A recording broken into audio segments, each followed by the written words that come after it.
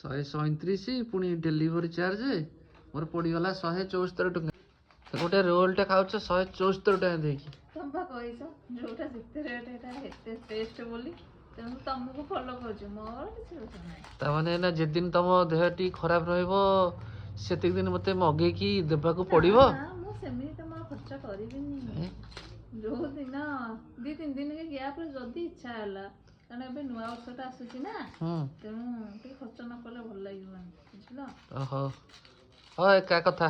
ଏମିତି ପିକନିକ ବୁଲେଇଥାନ୍ତେ, ଏମିତି ଘରେ ବସିକି ଖୁଆଇଦେବି ଆଉ। ଠିକ ଠିକ।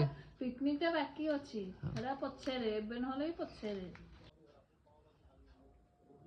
ତମେ ଆଡେ ହଉଥା, ମୋର ଆଡେ କୁଁ କୁଁ ହେଲାଣି। 750 ଗ୍ରାମର ଚିକେନ ହେଇଥାନ୍ତା ଏତିକି ପଇସାରେ, ବୁଝିଲ? ଆଉ ତମେ ଏମିତିଆ କଡାକଡି ହିସାବ କରିଦେଲନି ଘଣ୍ଟେ ପୁରା। ଗୋଟେ ଭେଜ ରୋଲ, ଗୋଟେ 175 ଟଙ୍କା ଦେଇକି ଖାଇବ ଭେଜ ରୋଲ।